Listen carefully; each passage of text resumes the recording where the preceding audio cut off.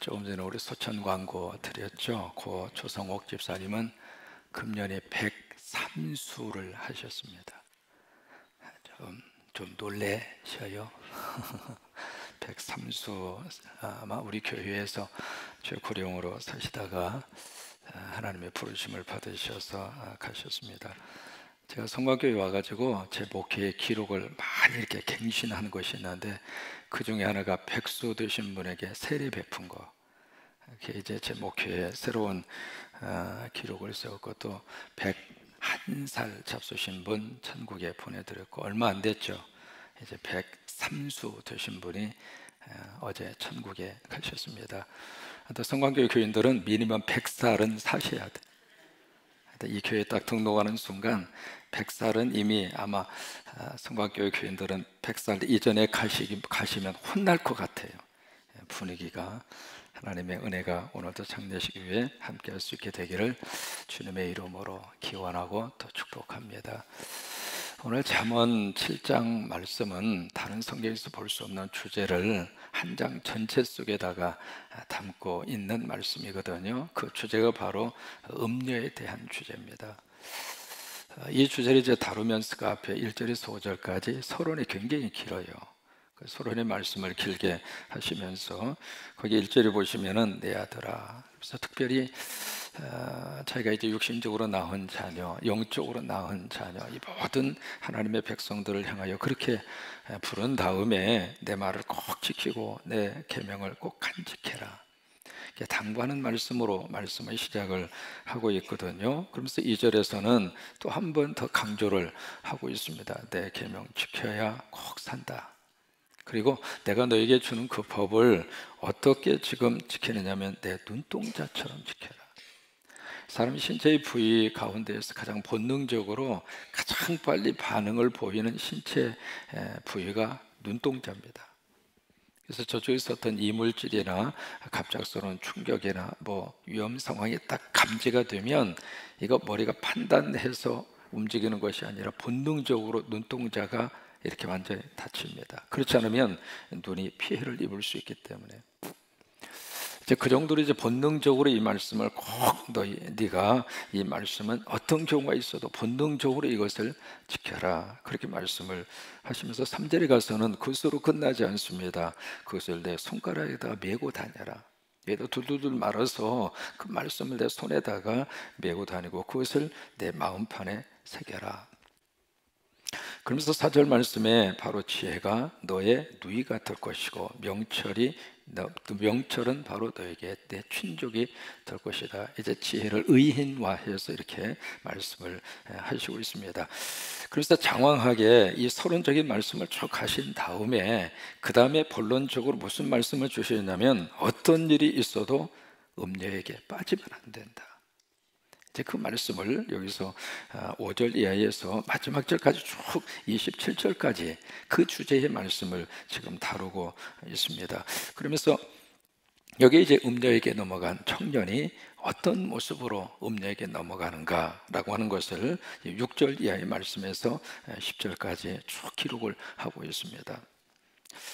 그러면서 11절 이하의 말씀으로 가서 보시면 이 음녀가 가지고 있는 특징이 뭔가, 그래서 세 가지의 특징을 거기다가 기록을 해놓고 있죠.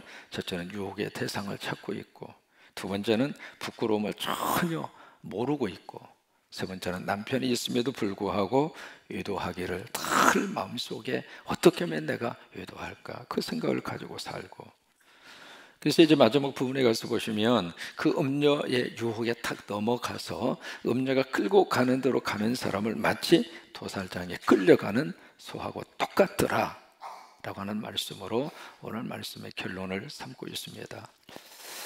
여기서 이제 우리가 질문을 던져봐야 할 내용이 있습니다. 그렇다면 오늘 성경이 말씀을 하시고 있는 음녀가 과연 누구일까? 이 두 가지의 뜻을 가지고 있습니다. 첫째로 직업적인 창녀가 있습니다. 성매매업소의 근무라는 표현이 이상하지만 성매매를 통해서 먹고 사는 그런 직업군을 형성하고 있는 매춘업에 종사하는 사람이 있다고 하는 거예요. 그들을 가리켜서 일반적으로 창녀만 있는 게 아니죠. 남자들도 그런 매춘업에 종사하는 사람들이 의외로 많이 있으니까요. 이제 그들을 1차적으로 의미하고 있어요.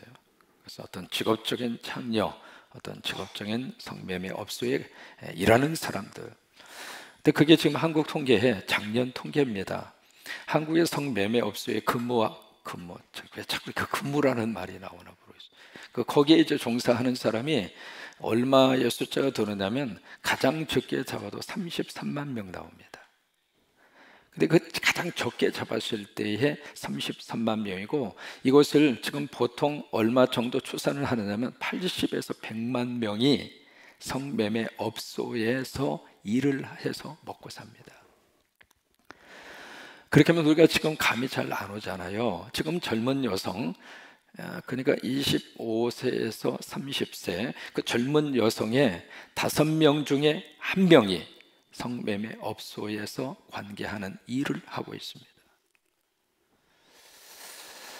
그래서 우리가 생각하는 것보다도 지금 우리 교회 안에 있으니까, 신앙생활 하니까 그런 데하고 지금 관계를 맺지 않고 하나님께서 차단시켜 주셔서 믿음으로 살게 하신 것이 행복한 겁니다.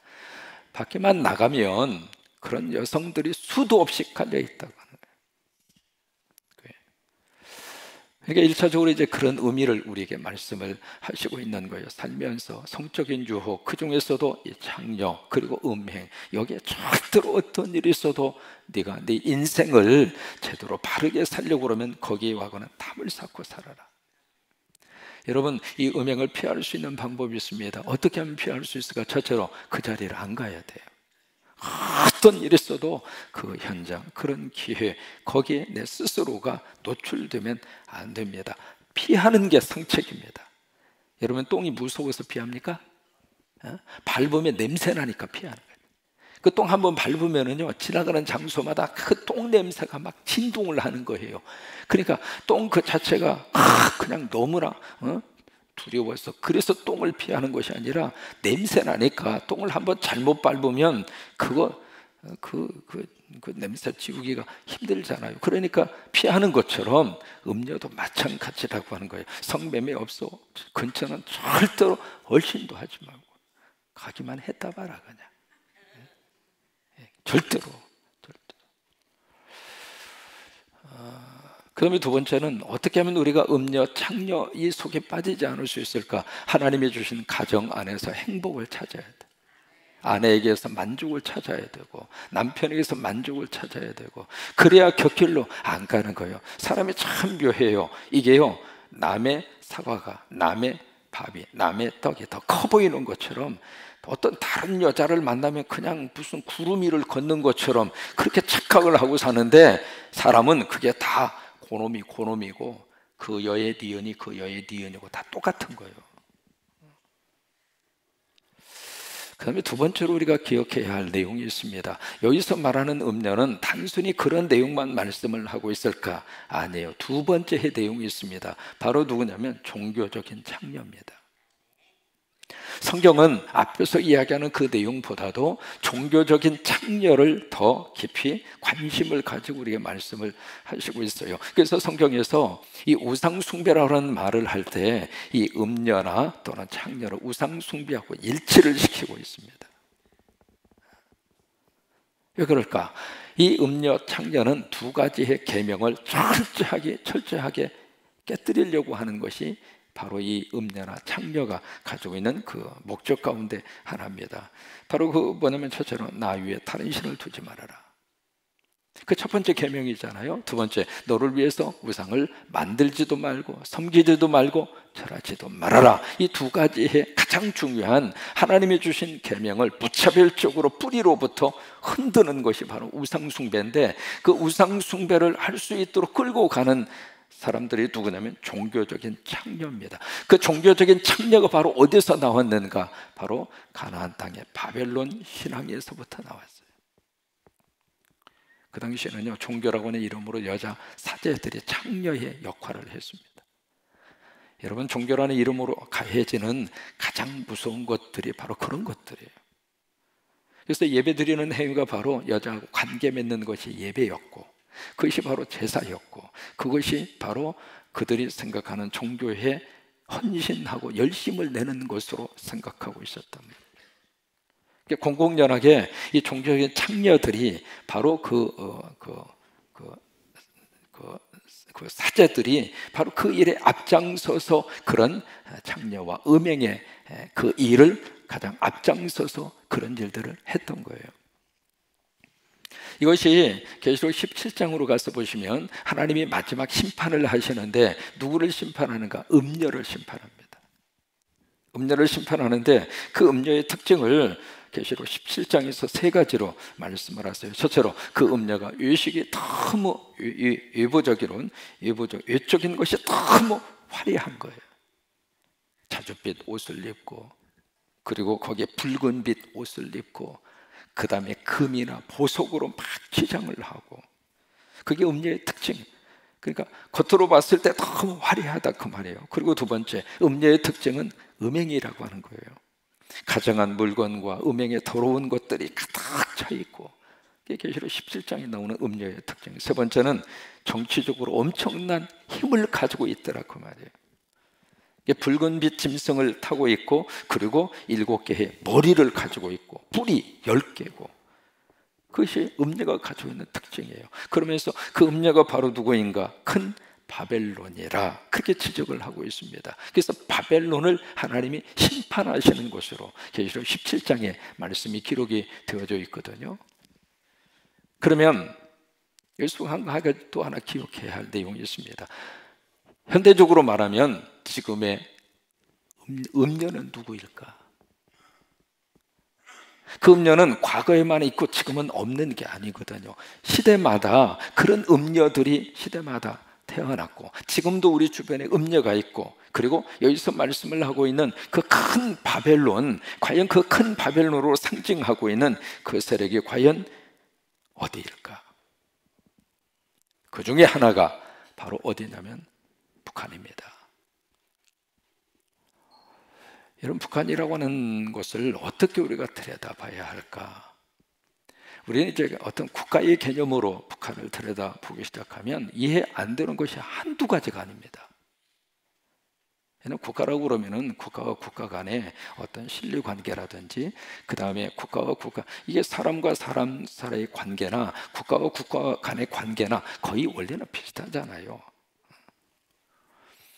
근데 이 북한이라고 하는 땅은 어떤 의미에서 국가라고 하는 개념이라기보다는 전 세계 10대 종교를 발표를 했거든요. 전 세계 10대 종교를 발표하는데 10대 종교 중에 하나가 북한의 주체 사상입니다. 종교예요. 종교는 세 가지가 있어야 구성이 되거든요. 첫째는 교주가 있어야 되고, 교리가 있어야 되고, 세 번째 교인이 있어야 돼요. 세 가지 것이 있어야 종교로서의 기본적인 것이 형성이 되는데, 자 보실까요? 교주가 누구일까요? 김일성, 김정일, 김정은, 교주입니다. 그러면 교리는 무엇일까? 주체 사상입니다. 그 주체 사상은요, 성경하고 너무 비슷해요. 우리가 십계명이 있죠. 그런 것처럼 거의도 10개의 10조라고 하는 게 있습니다. 그 10조라고 하는 것이 있는데, 그 10조의 출발이 어떻게 되냐면 모든 이 10개 조항 10조라고 하는 것이 있는데, 그 10조를 쭉 하면서 첫 번 시작, 모든 조의 시작이 어떻게 되냐면 위대한 수령 김일성 동지, 그게 시작이에요. 1조 하면 위대한 수령 김일성 동지의 혁명사상으로 온 사회는 일색화하기 위해 몸바쳐 투쟁하여야 한다. 그 1조입니다. 2조 위대한 수령 김일성 수령은 그런 식으로 해서 10조가 있어요. 10조. 그 주체 사상이라고 하는 것이 바로 그들의 하나의 종교입니다. 그리고 교인은 누구인가? 북한에 있는 주민들 전체가 다 교인들이에요. 어느 정도 이게 지금 종교화를 시켰는가? 지난번에도 잠깐 말씀을 드렸잖아요. 지금 주체사상연구소라고 하는, 우리로 말하면 교회입니다. 교회 역할을 하는 그런 장소가 몇 군데가 있느냐면 북한 전역에 그런 주체사상연구소가 45만 군데가 있습니다. 우리로 말하면 그 교회당이 45만 개가 있다 이 말이에요. 그 다음에 그 동상 있잖아요. 김일성, 김정일 그 동상이 지금 몇 개나 있는가? 3만 8천 개가 있습니다. 가장 큰 동상이 어디 있는 줄 아시죠? 하도 많이 테레비가 많이 비춰줘서 평양의 만수대, 거기에 있는 동상, 그 높이가 20m입니다. 동상의 높이가. 그리고 그 받치고 있는 받침대만 3m입니다. 원래 이제 그게 김일성 60회 생일날 기념으로 살아생전에 자기가 만들어 놓은 거예요.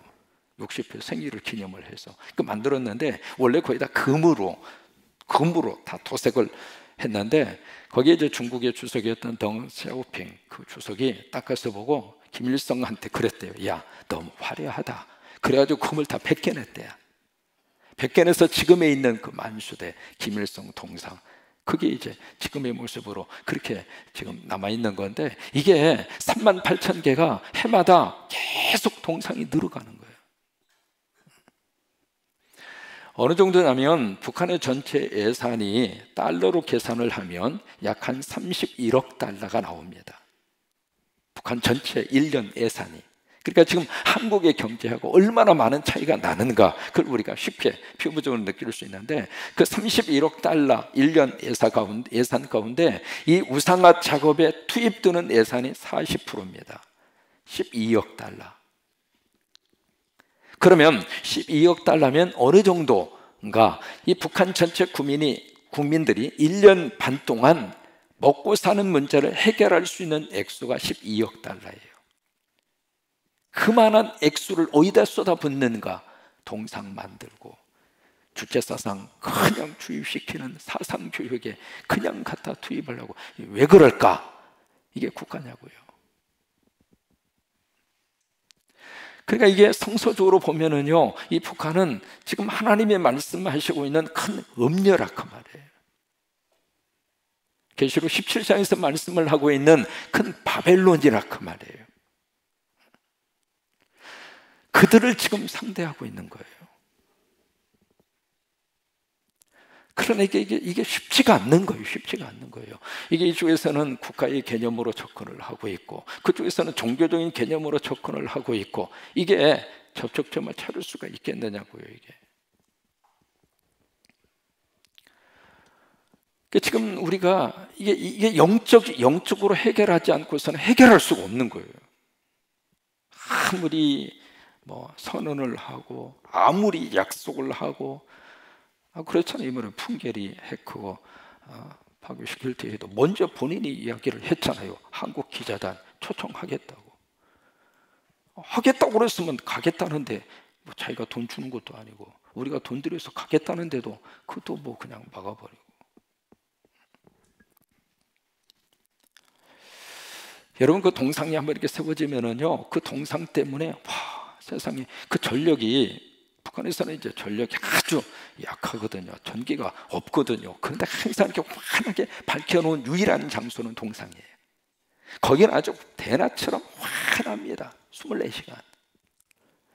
어떻게 하느냐면, 북한도 다 이 태양광 그걸 갖다가 다 이렇게 설치를 해서 전부 다 24시간 밝게 이렇게 밝히도록 그 일을 하고 있고, 이게 그 담당자들이, 이게 비가 오나 눈이 오나 가장 먼저 눈 뜨고 가장 먼저 하는 것이 동상 깨끗이 청소하는 거예요.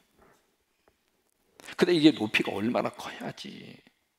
그걸 다 청소를 해야 되고, 여러분 만수대에 있는 평양에 있는 김일성 동상 같은 경우에는 무장 군인이 거기에 24시간 1년 360을 무장하고 거기다가 딱 지키고 있고, 이게 이 동상이 말이죠, 이게 다치면 안 되잖아요. 다치면 안 되니까 이게 밑으로 다 지하로 다 숨을 수 있도록 지하를 다 해서 무슨 전쟁이 일어나거나 무슨 상황이 벌어지면 동상이 밑으로 쏙 들어가도록 그렇게 만들어 놓은 거예요. 무슨 때만 되면은 그냥 꽃 갖다 바쳐야지, 정성 바쳐야 돼. 이게 지금 전체 북한에서 살고 있는 국민들 전체가 다 주체 사상이라고 하는 종교에 완전히 지금 묶여서 살고 있는 거예요. 오늘 성경이 말씀을 하시고 있는 음녀입니다. 하나님은 아주 정확하게 말씀을 하고 계세요. 음녀에 빠지지 말아라. 직업적인 창녀, 그들에게 빠지지 않는 것도 음녀이겠습니다마는 종교적인 음녀, 그들 속에 빠지지 말라. 그들에 빠지는 사람은 마치 도살장에 끌려가는 그런 소하고 똑같은 신세가 되고 말 것이다. 그렇게 말씀을 하시고 있습니다. 우리가 북한에 대해서 기도하면서 그렇게 기도해요. 하나님 외에는 해결할 수 있는 방법이 없는 거예요. 그래서 이 땅의 평화도 하나님이 도와주셔야 가능하고 하나님이 역사하셔야 가능하고 그 영적 세계의 전투에서 우리가 이기고 정말 이 땅에 평화의 아름다운 세상이 되고 그런 땅이 되기 위해서는 하나님의 방법, 그 하나님의 방법이 무엇일까? 기도하는 것밖에 없어요. 믿는 사람들이 기도해서 트럼프하고 김정은이가 만나서 해결할 수 있는 문제도 아니고 정말 하나님이 역사하셔서 영적인 것을 하나님이 해결을 해 주시는 귀한 회담이 될 수 있도록 같이 꼭 기도하셨으면 좋겠어요. 그렇게 하셔서 이 땅과 이 민족이 정말 음녀, 음행을 다 몰아내고 하나님의 영으로 충만한 그런 하나님의 거룩한 백성으로 하나님 이 민족을 들어 쓰시기를 바라고 그렇게 하나님이 축복하실 수 있게 되기를 주의 이름으로 축원합니다.